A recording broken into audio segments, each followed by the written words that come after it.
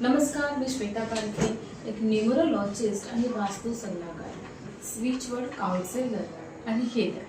तुमच्यासाठी नेहमीच खूप सुंदर असे व्हिडिओ घेऊन येत असते आणि ज्याच्यातून तुम्हाला तुमच्या प्रश्नांचे उत्तर मिळतात.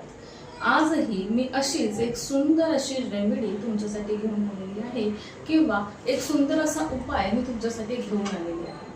आता 2 दिवसांनी म्हणजे 19 तारखेला अक्षय तृतीया आहे, सगळ्यांनाच माहिती आहे. मग अक्षय तृतीयाच्या दिवशी आपण काय करतो? अक्षय याचा अर्थ कधीही अंत न पावणारा, असं अक्षय म्हणजे कायम वाढत जाणारी संपत्ती म्हणजे अक्षय तृतीया. मग तो पैसा असू दे, धनसंपत्ती असू दे, घरातलं धनधान्य, ज्ञान, प्रगती, कोणत्याही स्वरूपामध्ये आपल्याकडे संपत्ती वाढत गेली पाहिजे असं आपल्याला मनापासून वाटत असतं, बरोबर? मग आपण अशा वेळेला काय करायचं? अक्षय तृतीयेच्या दिवशी काही 2-4 खूप महत्त्वाच्या गोष्टी आपण जर फॉलो केल्या तर तुमच्या घरामध्ये कायम स्वरूपी त्या गोष्टी राहतील, अंत पावणार नाहीत. काय करायचंय बरं या दिवशी आपण जाणून घेऊया. चला तर मग व्हिडिओला सुरुवात करते. या दिवशी तुम्हाला एकतर हळद घ्यायची. हळद तुम्हाला विकत घ्यायची, मग तुम्ही ती कितीही घ्या. हळद घेतल्याने काय होतं तर तुमच्या घरामध्ये लक्ष्मी ही स्थिर राहते, लक्ष्मी प्राप्ती होते. आणि आपल्या घरामध्ये लक्ष्मी चंचल असते की नाही, ती सतत काय होते, चंचल असल्यामुळे ती घरात स्थिर राहत नाही. त्यामुळे लक्ष्मी तर येते पण ती टिकत नाही, ती नांदत नाही. त्यामुळे तिला स्थिर करण्यासाठी हळदीचा हा उपाय तुम्ही नक्की करा, ठीक आहे? त्यानंतर तुमच्या घरामध्ये लक्ष्मी कायम स्वरूपी वास करेल. तुम्ही त्या दिवशी वह्या, पुस्तकं यातलं काहीही घ्या. वही घ्या, एखादी हिशोबासाठी वही घ्या किंवा आणखीन काहीतरी तुम्ही त्याच्यामध्ये लिहिताय, मॅनिफेस्टेशन डायरी, अशा काहीही तुम्ही त्या दिवशी वही किंवा एखादं पुस्तक विकत घ्या. जेणेकरून काय होईल, तुमच्या मुलांच्या प्रगतीमध्ये वाढ होईल आणि ती कायम स्वरूपी राहील. जर कोणी विद्यार्थी तुमच्या घरामध्ये असतील तर त्यांना याचा नक्कीच फायदा होईल.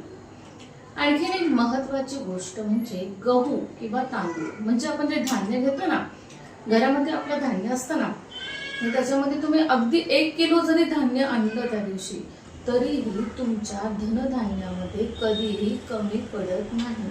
घरामध्ये कायम धान्य भरलेलं असतं, त्यामुळे तुम्ही नक्कीच धान्य घ्या. त्याच्यानंतर आणखीन एक महत्त्वाची गोष्ट म्हणजे तुम्ही तांब्याचं भांडं घ्या. मग तुम्ही अगदी छोटंसं पळीपात्र जरी घेतलं तरीही काही प्रॉब्लेम नाही. तुम्ही अगदी मोठंच भांडं घ्यायला पाहिजे असंही काही नाही.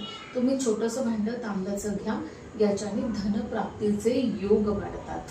कायम स्वरूपी तुमच्या घरामध्ये धनाचे मार्ग जे असतात, म्हणजे आपण ज्या मार्गाने पैसा कमवतो, ज्या मार्गाने आपण लोकांकडून पैसा मिळवतो किंवा काम करतो, ते जे मार्ग असतात ते मार्ग मोकळे होतात आणि ते मार्ग वाढत जातात आणि तुमच्याकडे पैशाचा फ्लो वाढत जातो.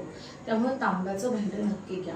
बघा, अक्षय तृतीयाला आपण नेहमी काय घेतो तर सोनं, चांदी हेच घेतो, पण याच्यापेक्षाही खूप साऱ्या मौल्यवान गोष्टी आपल्याकडे आहेत जे आपण घेऊ शकतो आणि जे घेऊन खूप आपल्याला मोठा फायदा होतो, पण आपण कधी याच्याकडे लक्ष देत नाही. तर या अक्षय तृतीयाला हे नक्कीच करून बघा आणि हा उपाय तुम्हाला कसा वाटला मला नक्कीच कमेंट करून कळवा.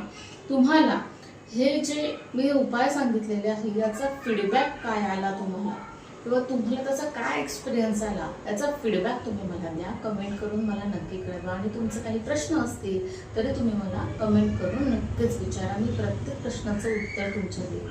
चला तर पुन्हा भेटूया पुढच्या व्हिडिओमध्ये. तोपर्यंत श्री स्वामी समर्थ.